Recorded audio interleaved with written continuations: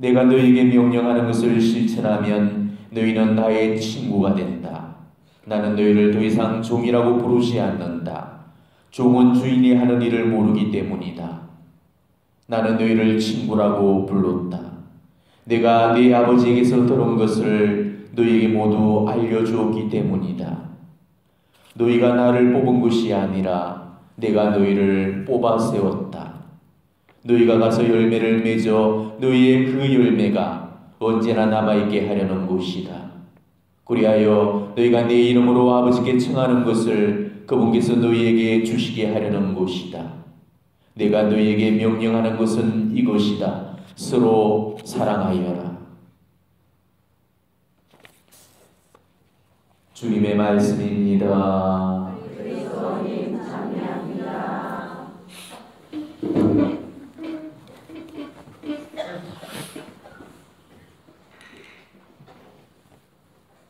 요즘 독서 말씀이 심상치 않습니다. 시끄럽죠? 독서 말씀 여러분들 계속 이번 한 주간 들으시면서 초대교회, 우리가 생각했던 그런 초대교회의 모습과 다른 그런 모습들, 갈등하는 그런 모습들을 우리가 지금 오늘도 그죠? 이렇게 엿볼 수가 있습니다. 우리가 생각하는 초대교회의 모습은 어떤 모습입니까? 아주 우리는 긍정적으로 아주 좋은 그런 모습들을 우리 공동체의 어떤 표양으로 우리가 항상 기억을 하고 있거든. 그래서 우리 교회가 언제나 개혁과 쇄신의 어떤 그런 기치를 내걸고 뭔가 이렇게 일을 할 때 항상 내거는 그런 슬로건이 있습니다. 초대교회의 정신으로 돌아가라. 항상 그렇게 이야기하죠. 그러니까 가장 이상적인 그리스도교 공동체의 그 표양을 이 초대교회의 그런 모습 안에서 항상 우리가 찾으려고 하는 거예요. 자, 그러면 초대교회 공동체의 어떤 모습이 우리 가톨릭 신앙의 그런 귀감이 되기 때문에 이렇게 이 모습을 우리가 지금 원하고 있는가? 초대교회 안에서 이런 구절이 나옵니다. 사도행전 4장 32절에 이런 구절이 나와요. 신자들의 공동체는 한 마음 한 뜻이 되어 아무도 자기 소유를 자기 것이라고 하지 않고 모든 것을 공동으로 소유하였다. 기억하시죠? 네. 한 마음 한 뜻이 되어 그리고 공동으로 소유하였다. 이 얼마나 아름다운 표현입니까? 인류가 한 마음 한 뜻이 되어가지고 아무도 자기 소유를 자기 거라고 우기지 않고 모든 것을 공동으로 우리가 소유할 수 있다면은 이 세상은 얼마나 부유하고 기름지고 행복하고 아름다울 수 있겠습니까? 이게 정말로 인류 세계 안에서 가능할 법한 그런 소리겠어요? 우리 인류는 자고 이래로 이상적인 그런 유토피아 건설을 목표로 해서 여러 가지 형태의 그런 그 제도를 발전시켜 왔죠. 민주주의, 공산주의, 자본주의. 그렇지만 인간이 만들어냈던 그 어떠한 이념이나 제도들도 모든 사람들을 다 만족시킬 수는 없었죠. 한쪽을 만족시키면은 또 다른 쪽의 불만을 항상 야기시켰던 거예요. 인류 역사에서 유일무이하게 모든 사람들을 다 만족시켜줬던 그 공동체가 바로 초대교회였어요. 사도행전은 이렇게 전합니다. 그들 가운데는 궁핍한 사람이 하나도 없었다. 그리고 저마다 필요한 만큼 나누어 받곤 하였다. 자, 이런 것들이 가능할 수 있었던 한 가지 이유가 있었죠. 한 마음, 한 뜻이 되었기 때문에 가능했던 겁니다. 마음과 뜻을 하나로 모으게 되면은 모든 것이 다 가능해지잖아요. 같은 뜻을 갖고 같은 마음을 품게 되면은 안 될 일이 없는 거고 못할 일이 없는 겁니다. 자, 근데 우리가 여기서 조심해야 될 게 한 가지가 있어요. 초대교회가 한 마음 한 뜻으로 살았다고 해가지고 우리가 그 말을 액면 그대로 받아들여서는 안 됩니다. 초대교회가 아무런 어떤 분란이나 갈등이나 대립이나 마찰이 없었다. 무조건 완벽한 그런 일치와 결합으로 똘똘 뭉쳐있는 그런 한마음 한뜻의 그런 공동체였다. 이렇게 생각한다면 이건 오산입니다. 우리가 사도행전을 읽어본 사람이라면 초대교회가 그렇게 우리가 생각하는 만큼의 그런 이상적인 그런 모습을 보여주지 않는 그런 대목들을 우리가 더러더러 이렇게 만나게 되죠. 물론 아름다운 모습들도 많았습니다. 하지만은 그 교회 내에 그늘진 곳, 또 어두운 그런 모습들, 또 갈등을 겪는 그런 부정적인 그런 면들도 간간히 보여주고 있거든요. 초대교회 공동체가 겪는 그런 갈등과 충돌을 보게 되면은 이게 진짜로 한마음 한뜻의 그런 공동체가 맞는가 이런 회의감이 들 정도입니다. 서로 싸우고 대치하고 견제하고 갈등을 빚는 그런 모습들을 간간히 보여주고 있거든요. 그런데도 그럼에도 불구하고 우리는 이 초대교회를 한마음 한뜻의 공동체다 이렇게 부르는 그런 이유가 있는 거죠. 자, 이상적인 공동체라는 것은 갈등이나 대립이나 마찰이나 충돌이 없이 아무런 문제가 없는 그런 공동체가 이상적인 공동체라고 부르지 않습니다. 이 세상에서 그런 공동체는 존재할 수가 없는 거죠. 우리가 초대교회를 이상적인 공동체라고 부르는 이유는 그 공동체에 문제가 없었기 때문이 아니었습니다. 여러 가지 문제들, 그런 그 갈등, 충돌들 다 가지고 있었지만은 그런 문제들을 그 공동체가 지혜롭게 어떻게 대처를 해나가고 어떻게 그것을 훌륭하게 잘 봉합시켜 나가는가 거기에 따라가지고 그게 지혜롭고 정말 이상적인 그런 교회 공동체의 상을 제시했던 것이죠. 1인 1색이라는 말이 있죠. 한 사람이 한 가지 그런 색깔을 지니고 있습니다. 2인이면은 2색, 3명이면은 3색, 4명이면은 4색. 자기 바다의 그런 색깔들을 다 가지고 있고 한 사람 한 사람이 자기 자신의 소리를 내놓은 그곳이 바로 조직이죠. 그래서 이 조직은 정말 시끄러운 곳입니다.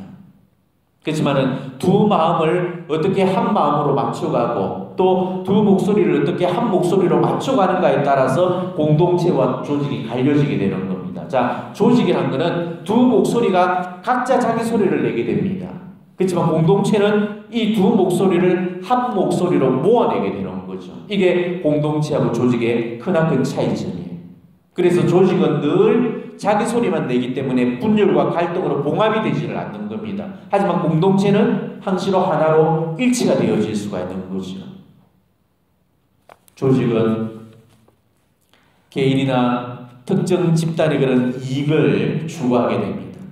그러다 보니까 조직 안에서는 이 개인의 이익을 위해서 차주금 미움이 생기고 다툼이 생기고 반대와 분열이 이렇게 발생이 되게 되죠. 그렇지만 공동체는 개인의 영광이나 개인의 사사로운 이익을 추구하지 않습니다. 오로지 하느님의 영광과 교회 공동체의 선익을 추구를 하죠.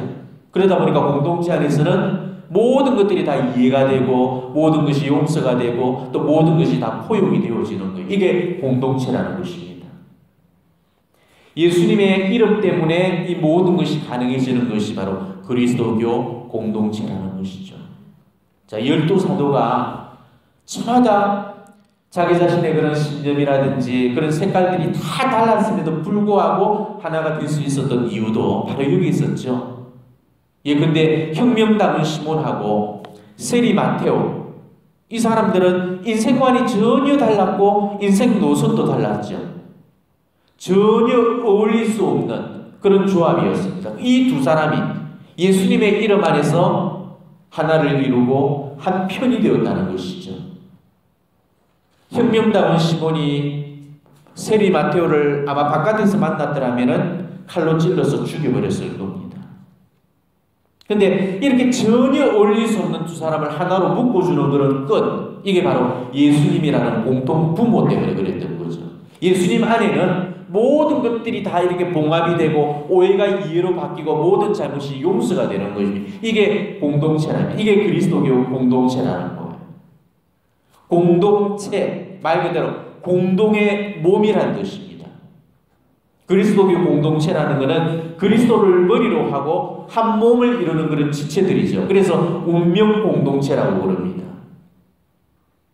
위가 암에 걸리게 되면은 위만 죽는 것이 아니고 결국 몸 전체가 다 죽게 되죠. 심장이 멈추게 되면은 심장만 멈추는 것이 아니고 몸 전체가 다 멈추게 됩니다. 발을 다치면은 발만 통증을 느끼는 것이 아니라 몸 전체가 이렇게 통증을 느끼게 되죠.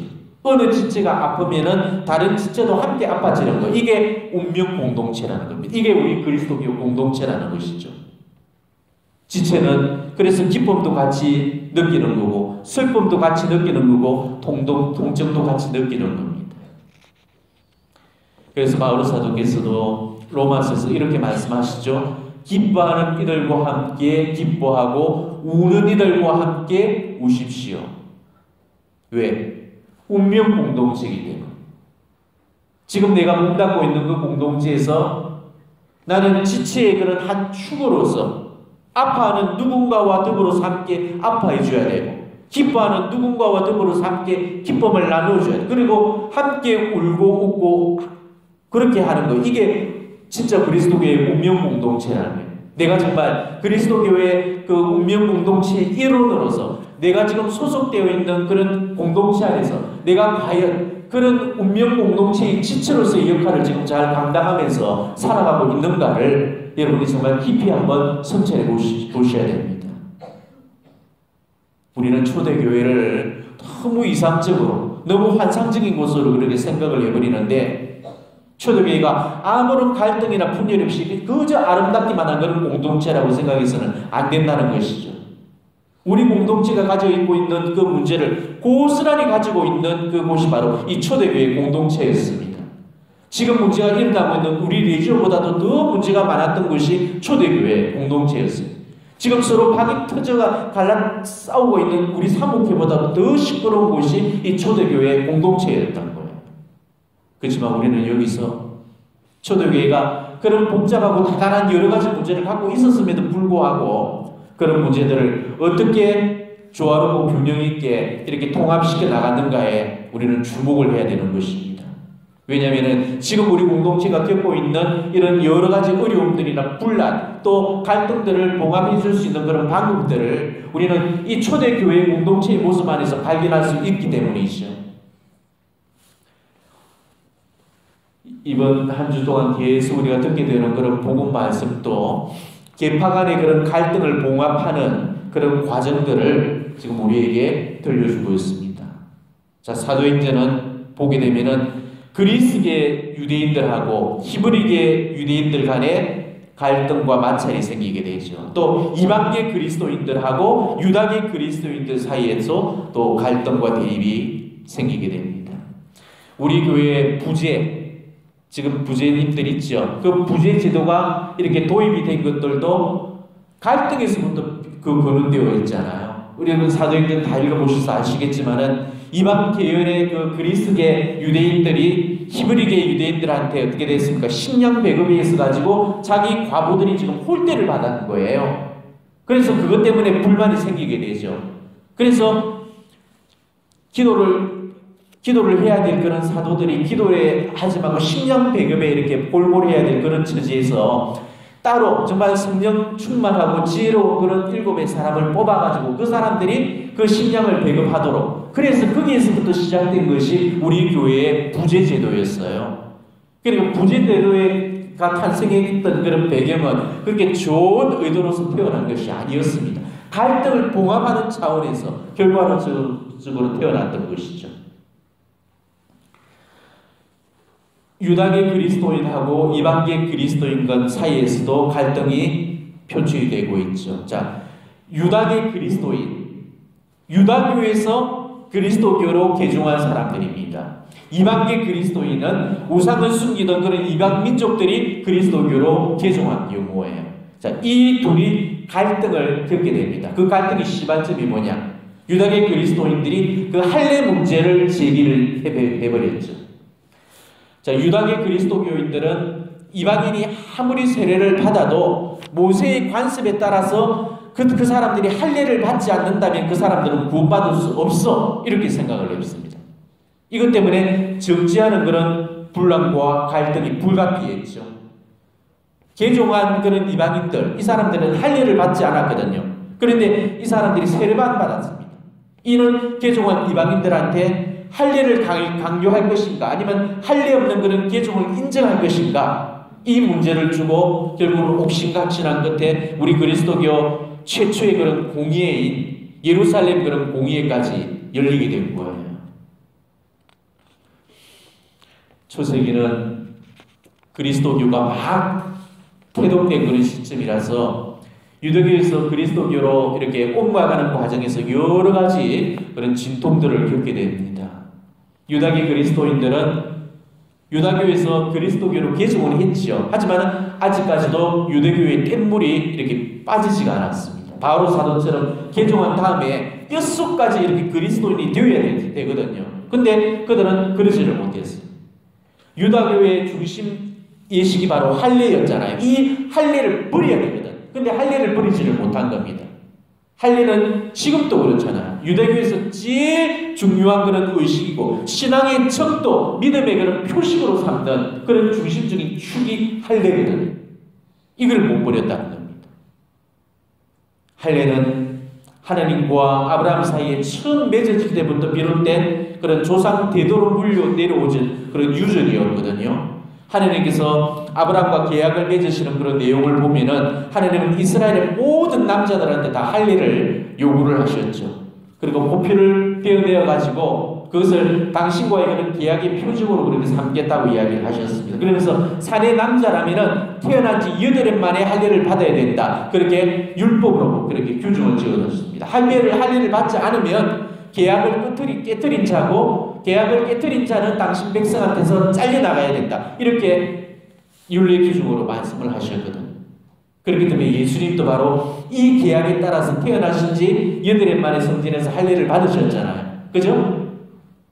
근데 할례가 적용되는 시기는 딱 이까지였어요. 구약의 할례는 신약이 넘어와서는 뭐로 대체됐죠? 예, 세례로 대체가 되었죠. 예수님은 당신 몸에 할례와 세례를 다 받으셨죠. 그죠? 할례를 먼저 받으셨습니다. 그리고 공생활을 선포하시면서 세례를 받으시게 됩니다. 그러니까 예수님은 구약의 율법을 폐기하러 오신 분이 아니시라는 것이 입증됐죠. 만약에 폐기하러 오신 것 같으면 당신 몸에 할례를 받지 않으셨을 겁니다. 그렇지만 예수님은 구약의 율법을 완성시키러 오시기 때문에 할례까지도 받아들이셨다는 거예요. 그리고 하나님 그런 계약의 표시가 주는 이 할례가 주는 이 불완전함을 바로 세례를 통해서 보충을 시키고 완성을 시켰다는 겁니다. 그로 인해 가지고 육적인 할례의 시대가 이제 끝나고 영적인 할례의 시대가 새롭게 열렸던 거죠.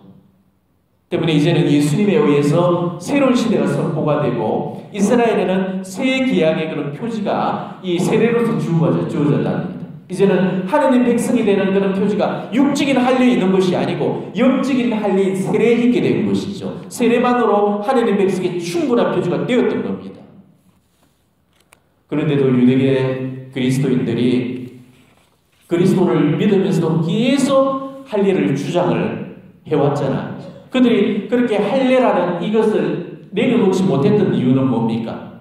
할례는 뭐였죠? 선택된 민족의 그런 상징이었죠. 이방인과 자신과의 그런 어떤 것들을 구분하는 절대적인 기준이 할례였습니다. 자기네가 아직도 선택된 민족의 일원이라는 것을 과시하는 거예요. 그리스도교 안에서 할례를 모집한다는 것은 지금도 여전히 그 선민 사상에 젖어 있다는 소리입니다. 구원이 물론 이스라엘 통해서 왔지만은 이제는 그 구원이 만인을 향해서 열려 있는데도 그 사실을 받아들이려고 하지를 않았던 거예요. 유대인들의 가장 고질적인 그런 망국병이 이 선민 사상입니다. 유대인들의 이 선민 사상이 결국 이 하나의 그리스도교 공동체의 편을 갈라놓았던 것이죠.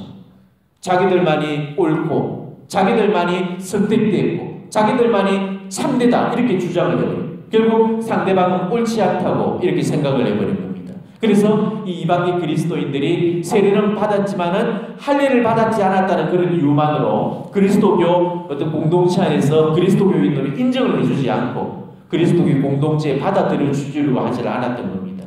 이거로 인해 가지고 초대교회에서 심각한 충돌과 마찰이 일어났던 것입니다. 그래서 바로 오늘 이 여러 사람들을 파견을 해가지고 이런 어떤 처방들을 줬던 그런 근원적인 원인들 그걸 지금 제가 말씀을 드린 겁니다. 이해가 되죠? 오늘 독서가 바로 이런 배경 속에서 사도들이 어떻게 그리스도인들이 할례 문제를 해결해야 되는가 그 과정들을 지금 다루고 있다는 것이죠. 결국 이 초대교회는 회의를 통해서 유대교 그리스도인들이 이방인들에게 짐주었던 그런 멍에를 이렇게 벗겨줬고, 이래서 이방민족하고 유대민족이 하나로 결합되는 그런 어떤 일치로 이렇게 나아가게 되죠. 그러니까 자기 것만 고집하고 자기 것만 주장했을 때 그때는 어떻게 됩니까? 분열과 갈등이 이루어지게 되죠. 하지만은 양보해주고 상대를 존중하고 상대를 배려해 줄 때는 결국 그 속에서 일치와 화합을 이끌어낼 수가 있다는 거예요. 이게 초대교회가 이상적인 그런 교회 모델로서 칭찬을 받고 있는 이유입니다. 그런 갈등, 그런 대립, 그런 마찰들을 정말로 지혜롭게 일치와 화합으로 이끌어냈다는 것. 이게 우리가 닮아야 돼. 우리 공동체의 그런적인 이상이고 모델이 되어야 된다는 것입니다. 우리가 이 사도행전을 보면서 정말 진지하게 생각해야 될 거리도 바로 이겁니다. 유대교 그리스도인, 그러니까 유다계 그리스도인, 이 사람들의 오만함, 왕과 우리는 이것을 잘 묵상하셔야 됩니다. 자기 신념이나 자기 방식을 따르지 않는다고 해가지고 이방계 그리스도인들을 배척하고 거부하는 그런 모습들, 이거는 비단 2000년 전의 그런 모습이 아니고 지금도 여전히 우리 공동체 안에서 여기저기에서 너무 일상한테서 쉽게 자주 볼 수 있는 그런 장면이잖아요. 나하고 다르다고 해가지고 틀렸다고 생각해버리는 거, 이거는 대단히 위험한 생각입니다. 틀린 게 아니고 다르다고 그러죠. 수학 문제에는 공식이 있고 정답이 있지만은요, 우리 인생 문제에는 정답이란 게 없습니다. 인생 문제라는 것은 이 수학 문제처럼 답을 내듯이 간단하게 그렇게 답을 낼 수 있는 그런 경우가 드뭅니다. 이럴 때는 이래야 되고 저럴 때는 저래야 된다는 공식이 있는 게 아니야. 이럴 때는 이럴 수가 있고 저럴 때는 또 저럴 수가 있는 거. 이게 우리 인생의 문제거든. 수많은 가능성, 수많은 개연성들이 존재하는 게 인생인데 마치도 없이 딱 한 가지의 답만 가지고 있다고 우기는 사람, 이런 사람만큼 그 편협하고 속 좁은 사람이 없다는 것이죠. 여기 지금 한 7, 80명 모여 있습니다만은 여기 모여 있는 이 사람들이 다 다르다는 것이죠. 외모도 다르고 성격이나 환경이나 모든 것들, 생각까지도 다 다릅니다. 우리한테는 유일하게 공통점이 딱 한 가지뿐이에요. 뭐죠? 신앙의 이름으로, 즉 예수님의 이름으로 모였다는 것. 이 하나의 공통 분모만을 우리가 가지고 있을 뿐이지 나머지는 우리가 다 다르다는 것이죠. 그렇지만 이 한 가지의 공통 분모가 수많은 그런 차이점들을 극복해주는 그런 비결이 되어진다는 거죠. 예수님의 이름, 신앙이라는 이름이 그 서로 간의 그런 차이점을 극복하고 일치시키는 그런 비결이 된다는 것이죠. 우리 가톨릭은 다름을 인정하는 종교예요. 우리 가톨릭을 보편교회라고 그러죠. 그죠? 가톨이라는 말 그 자체가 이 보편적이라는 뜻입니다. 보편이라는 것은 획일이라는 말과 다른 거예요. 획일이라는 것은 다 똑같은 겁니다. 공장에서 찍어내는 그런 공산품들, 이거는 다 획일적인 거죠. 똑같은 재료로 똑같은 공정을 거쳐가지고 만들어내는, 똑같이 만들어내는 거. 이게 획일이에요. 그렇지만 보편은 다른 겁니다. 한 사람 한 사람의 그 고유하고 독특한 그 본질을 다 인정해 주는 거, 이게 보편이거든. 그 사람이 가지고 있는 그 존재 자체를 인정하는 겁니다. 그 다양성을 인정하고 다름을 인정하고 다양성 안에서의 일치를 추구하는 것. 이게 우리 가톨릭이에요. 너하고 나하고 다르다는 시각에서 출발을 해가지고 서로가 상대방의 그런 귀를 열고 가슴을 열고 들어줄 때 오해가 이해로 바뀌고 갈등이 극복이 되는 거죠. 이게 우리 가톨릭 안에서 일어나야 될 일이라는 것입니다.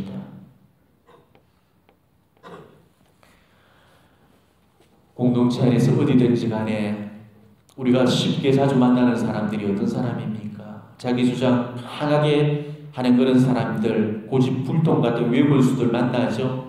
우리가 그런 사람들을 대면하는 일이 얼마나 피곤하고 고록스러운지 모릅니다. 어쩌면 그런 자신이, 지금 내 자신이 그런 부류한 사람일 수도 있는 거예요. 자, 그런 사람들은 자기 가치관, 신념이 고집스러울 정도로 강해. 외골수라서 절대 다름을 인정하지를 못하죠. 자기 주장이 맞다고 그렇게 황소고집을 부리게 됩니다. 그리고 자기 뜻을 불도저처럼 이렇게 밀어붙이죠. 그래서 주변 사람들을 굉장히 당혹시키고 피곤하게 만들고 불편하게 만듭니다. 이런 사람이 만약에 내 남편이라면 그 사람 대단히 고생하는 그런 사람일 겁니다. 못 때문에 그런 남편 그 한마디에 끽소리도 못하고 또 자기 생각이나 자기 소리 한번 내보지 못한 채로 자기 인생을 남편 인생에 맞춰서 살아야 되는 그런 희생을 강요당하면서 자기 인생을 포기하면서 살아가는 그런 여성들이 상당히 많거든요. 부부가 우리가 닮았다고 생각하면 오산이죠. 부부는 닮는다고 그러지 닮았다라고 이야기를 하지 않습니다. 닮는다는 것은 미래 시제형이지 과거 분사형이 아니에요. 그러니까 처음부터 닮은 사람끼리 만나지는 게 부부가 아닙니다. 인생에서 부부만큼 극과 극의 대비로 만나지는 그런 상대가 없을 겁니다. 여러분도 그거 인정하시죠? 너무너무 틀립니다. 어떻게 하여튼 조합을 하느님이 그 두 사람의 그런 조합을 만들어 놔도 이렇게 극과 극의 그런 조합으로 만들어 놓았을지 모를 정도로. 그러니까 얼마나 극과 극으로 만나졌으면 불가에서는 전생의 원수가 했던 이 후생에서 만나지는 게 부부라고 그렇게 이야기를 하거든요. 책도 그런 책이 나왔죠. 예전에 그 베스트셀러로 그 화성에서 온 남자, 금성에서 온 여자라는 그 책 제목만 모두 알 수 있죠. 얼마나 서로 다른 별천지에서 온 두 세계가 만나지는 게 이 부부라는 거예요. 이게 결혼이라는 거죠. 그러다 보니까 옷 하나를 골라도 취향이 다르고 뭐 좋아하는 그런 어떤 색이 있고 원하는 분위기가 다 틀린 거예요. 언젠가 제가 가구점에 갔다가 한 부부가 대판할 때 거기서 싸우는 그런 모습을 봤습니다. 농을 사러 왔어. 근데 남편은 굉장히 앤틱한 걸 좋아하고요. 또 그 부인은 아주 모던하고 또 심플한 걸 이렇게 좋아를 하는 겁니다. 그러니까 남편은 지금 저쪽 고가구 쪽에 있고 부부는 그 아내는 지금 현대 가구 쪽에서 거기서 수성이 서로가 조금씩 이렇게 양보하면서 타협점을 이렇게 찾아 나가면 되는데 절대 양보하지 않고 포기하지 않고 제게 좋다고 끝까지 이렇게 자기 주장만 하면서 내가 원래 네가 맞네 그러면서 부부싸움은 시끄러워 그냥 나가버리는 거예요. 누가 옳고 누가 고르고 누가 맞고 누가 틀리고 이런 문제가 아니죠. 각고 다름의 문제입니다. 다름의 문제를 옳다 그르다의 문제로 가져가니까 우리가 시끄러울 수밖에 없는 거예요.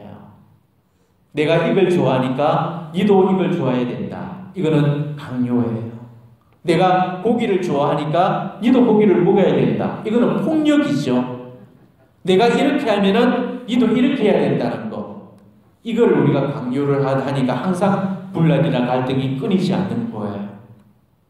나는 나고 너는 너다. 우리가 이거를 인정할 수 있어야 됩니다. 하물며 한 배에서 나온 그 쌍둥이도 생김새가 틀리고 성격도 다 다른 법인데 나와 같은 그런 사람은 이 세상에 절대 없는 것이죠.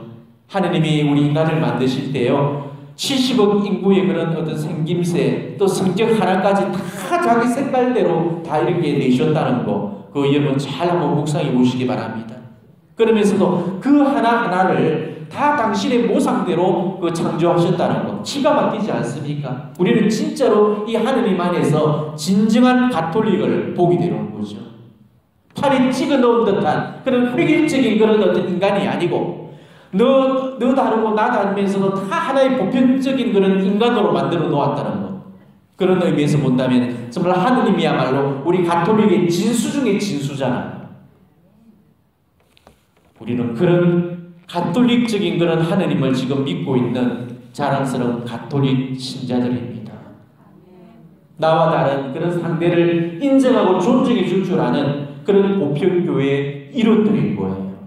자, 그렇다면 우리도 정말 이런 가톨릭적인 하느님을 닮아서 우리 역시도 상대방을 인정해 줄 줄 알고 존중해 줄 줄 알아야 된다는 것이죠. 상대방을 나로 만들려고 하는 거 이거는 반가톨릭적인 것이죠. 사랑은 둘을 하나로 회귀화시키는 게 아닙니다. 너를 나로 만드는 그 회귀는 사랑이라고 불릴 수 있어. 사랑은 소유하는 게 아니죠. 사랑은 상대방을 자기처럼 만들려고 하지 않습니다. 근데도 우리는 너 상대방을 자기화시키려는 그런 욕구들이 강하죠. 내 성향대로, 내 색깔대로, 내 어떤 형대로, 그 꼴대로 만들려고 하죠. 내가 짜장면을 좋아하니까 니도 짜장면을 먹어야 된다는 거. 이거는 획일이잖아요. 사람들의 욕구를 전부가 다 짜장면 하나로 통일시키는 거. 이거는 중국집에서나 가능한 논리라는 거죠. 내 뜻이 있으면은 상대방 뜻도 있는 거고, 내 방식이 있으면은 상대방의 방식도 있다는 것이죠. 그걸 서로가 인정을 해주고 존중을 해줘야 되는데도 우리는 늘 어떻습니까? 내 뜻을 위해서 상대방 의견을 무시를 때려버리죠. 내 주장을 위해서 상대방 의견을 뭉개버려버리죠. 이거는 가톨릭적인 게 아닙니다. 이거는 반가톨릭적인 것이죠. 내가 짜장면을 좋아하듯이 상대가 우동이나 짬뽕을 좋아할 수 있다는 사실을 우리가 늘 염두에 두면서 상대를 존중하고 배려하고 받아들일 수 있어야 된다. 이게 가톨릭적이고 이게 바로 가톨릭인입니다. 이거는 가정 안에서도 그래야 되겠지만은 우리 교회 공동체 안에서도 마찬가지예요. 교회가 늘 가톨릭적이 되어야 된다는 사실을 우리는 염두에 두고 살아야 됩니다. 나와는 다른 너가 존재하는 곳이 성당이라는 곳이에요. 내가 불완전하듯이 너 역시도 불완전하고 내가 원하는 게 있듯이 상대가 원하는 것이 있다는 것을 인정할 수 있는 곳이 성당이어야 된다는 것입니다. 이게 보편신앙을 고백하는 우리 가톨릭 교회의 모습이 되어야 된다는 거예요. 어떠한 인간의 조직도 완벽한 그런 조직은 있을 수가 없습니다. 아무리 완전한 공동체가 있다고 하더라도 내가 그것에 발을 들여놓는 그 순간부터 그곳은 불완전한 공동체가 되어버리고 마는 겁니다. 우리는 모두가 다 허약하죠. 불완전합니다. 우리는 여러 가지 결함들이나 그런 부족함들을 지니고 있는 그런 존재들이잖아요. 그러니까 우리 안에서는 완전해라는 말은 있을 수가 없어. 교회는 완전한 사람들이 모여있는 집합체가 아닙니다. 날개 없는 천사들이 모인 곳이 아니에요. 불완전한 사람들, 주인들이 모인 집합체. 그래서 우리 교회는 불완전한 거예요. 별의별 사람들이 다 모여있는 그런 집합소가 이 교회입니다. 그래서 우리 교회가 늘 시끄러울 수밖에 없는 이유가 여기 있는 거죠. 잘난 사람들, 또 똑똑하다는 사람들, 한 가락씩 한다는 사람들, 습관 있는 사람들, 온갖 하여튼 군상들을 다 모아놓고 있는 곳이 교회라는 것이죠. 바로 그것이 바로 여러분이 소속되어 있는 레지오고, 성모회고, 재속회고, 연령회고 그런 곳이에요. 그러다 보니까 어떻습니까? 저마다 지금 자기가 옳다고 자기 목소리만 내려고 하죠. 초대교회가 바오로파, 아폴로파, 베드로파, 예수파 이런 팝을 넣어서 막 이 팝을 사업을 했듯이 우리 본당에서는 어디든지 뭐 김회장파, 최회장파, 신부님파, 수녀님파, 부회장파 별의별 파블이 다 존재한 곳이 오늘날 우리 교회라는 것입니다. 끊임없이 우리는 양파, 대파, 쪽파, 씨파 싸움을 하고 있거든요. 하느님 안에서 우리가 한 편이 돼야 되는데 하느님은 내 편이라고 서로가 하느님을 자기 편으로만 하여튼 끌어가버린단 말이에요. 각자가 자기 판에서 갈려나간 그런 하느님이 수십 수백만 분으로 이렇게 갈려져 버리는 10사람이 모여가지고 10마음이고 100사람이 모여가지고 100마음이 되어버리면 그거는 공동체라고 불려질 수 없습니다. 그거는 조직이에요. 공동체라는 것은 초대교회의 모습들처럼 한 마음, 한 뜻이 되어야 됩니다. 마음을 하나로 맞추고 뜻을 하나로 모은다고 해서 그걸 전체적으로 강제적으로 하나로 통일시키는 그거는 획일이죠. 자, 예수님이 오늘 서로 사랑하라고 하셨습니다. 오늘 이렇게 서로 사랑하라고 하신 거는 획일적인 그런 사랑을 말씀하시는 게 아니죠. 나와 다른 사람을 나와 같은 그런 방식의 삶으로 강요하는 사랑이 아닙니다. 다른 방식으로 존재하는 것을 인정해 주라는 것이죠. 이게 서로 사랑이라는 것입니다. 그 속에서 상대를 이해하고 받아들이고 인정하면서 나는 나대로 너는 너대로 하던 서로가 서로를 사랑해 주라는 겁니다. 이게 서로 사랑이라는 거예요. 우리가 예수님이라는 그런 공통 부모만 딱 가지고 있으면은 어떠한 문제들도 이 공식에 딱 대입을 하면은 다 풀려지게 되고 어떤 의견들도 이 공통 부모 속에 집어넣게 되면 다 좁힐 수가 있다는 것이죠. 기도는 많이 하는데도 배려와 양보가 없는 사람들이 많아요. 근데 미안한 일이지만은 정말 배려와 양보가 없는 사람은 그런 사람은 기도하는 사람이 아닙니다. 우리는 항상 배려와 양보의 덕을 좀 닦아야 돼요. 어느 분이 요번에 남천성당에서 성령대회를 하는데, 우리 여러분들도 그러시죠? 사람 많이 모인 곳에 조금 일찍 가가지고 남의 자리 잡아주잖아요. 가방 놔두고 책 놔두고 뭐 놔두고 한 자리 두 자리만 놔줍니까? 한 칸을 통째로 다 빌려가지고 다 놔준단 말이에요. 그래서 사람들이 이제 자리가 없으니까 빈자리가 있다 보니까 그 들어왔는데, 거기서 상심지를 켜고 여기가 책이 보이지를 않느냐, 여기 내가 지금 이렇게 가방을 두지 않느냐 하면서 막 하여튼 너널 같은 무슨 매구 눈처럼 해가지고, 그거는 그 사람이 거기 와서 성령 체험이 되겠어요? 그렇게 그 일치를 못하고 그 하나 조그만 것도 자기 어떤 그런 속 좁은 마음으로 그런 사람도 받아들이지 못하는 그 사람한테 어떻게 사람의 영이 그 사람의 그 심령 안으로 들어올 수가 있겠습니까? 그러니까 우리가 제일 먼저 닦아야 될 덕이 바로 이 배려하는 덕이고 양보하는 이런 기덕을 우리가 닦아야 되는 거예요. 공동체 안에서 서로에게 조금씩 우리가 양보를 해주면서 배려를 해주게 되면은 서로가 싸우고 다투고 감정이 상할 일이 없어. 항상 하여튼 내가 먼저고 내가 내 걸 주장하고 내가 이겨먹으려고 하니까 늘 우리는 견제하고 대치하고 서로가 이렇게 갈등을 빚게 되는 거예요. 제가 여러분들한테 자주 본 강론 때 말씀드리는 게 있죠. 우리가 나이가 먹어갈수록 해야 될 그런 작업이 있다고. 절대 우리 잊어서는 안 돼. 괜히 항상 우리가 어떤 일을 만날 때마다 우리 입에서 그리고 우리 생각에서 되뇌어야 될 그런 단어가 있다고 그랬죠. 무슨 단어라고 그랬어요? 웬만하면. 그죠? 따라해 보십시오. 웬만하면. 그래요. 누구랑 의견이나 생각이 다를 때도 어떻게 해야 돼요? 웬만하면 참아줘야 되죠. 누구하고 마찰이나 갈등을 있을 때도 웬만하면. 이 말을 우리가 항상 뒤내면서 갈등이나 그런 긴장관계들을 우리가 극복시켜 나가야 되는 거예요. 웬만하면 좀 상대방에게 맞춰줄 수 있어요. 상대가 나한테 맞추도록 강요하지 말고 내가 상대방한테 맞춰줄 수 있도록 해야 되는 거죠. 예수님도 그러셨죠? 내가 남에게서 바라는 대로 남에게 해줘라고 그랬잖아요. 상대가 나한테 이렇게 해줬으면 싶은 거를 상대방한테 먼저 해주라는 겁니다. 그러면은 갈등이나 오해나 불신은 더 이상 존재할 수가 없는 것이요. 여러분들도 다 젊었을 때는 별나고 한가락씩 하는 그런 사람들이었잖아요. 제 색깔 다 뿌리면서 꼬장거리면서 다 따지고 절대 하여튼 손해 안 보고 야물딱지게 이렇게 살아왔거든. 하지만 이제는 틀리잖아요. 이제는 우리가 정말 예수님을 알고, 그죠? 가톨릭 신앙의 정말 정수를 우리가 지금 살고 있는 지금에서는 이제는 웬만하면 좀 못 이기는 척 져주기도 하고, 때로는 손해도 좀 봐주고, 눈도 감아주고, 참아주고, 웬만하면 그 사람의 의견도 좀 따라주면서 어떠한 상황에서라도 좀 유연하고 너그러워지고 좀 부드러워지고 관용성, 수용성, 그 포용성의 덕을 우리가 좀 지녀야 됩니다. 이 덕을 좀 닦아야 돼.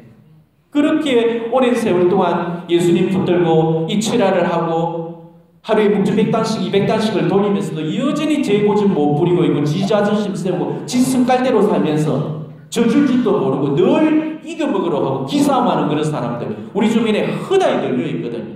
그런 사람들은 아무리 기도 많이 해도 절대 덕으로 나아가지 못합니다.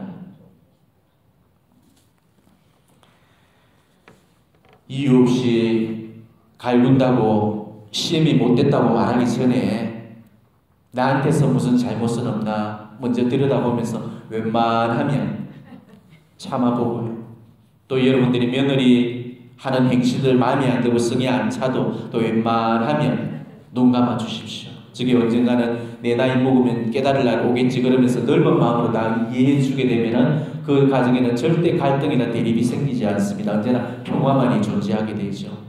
남편이 마음에 안 든다고 욕을 하기 전에 나부터 남편 마음에 들었는가를 먼저 묵상을 하면서 화가 진짜 목구멍까지 기어 올라와도 웬만하면 참아보고 또 견뎌봤으면 좋겠습니다. 그리고 오늘 여러분 철야 이렇게 마치고 돌아가서는 정말 남편한테 잘해줘야지 그런 결심 세운다면은 그게 바로 이 철야기도의 열매가 아니겠어요? 이게 기도의 열매예요.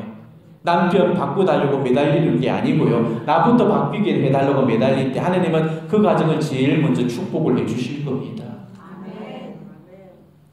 서로 사랑은 상대방한테서 먼저 시작되는 게 절대 아니라는 걸 아십시오. 나부터 먼저 시작합니다. 사랑은 항상 나에게서부터 출발이 돼야 되는 거예요.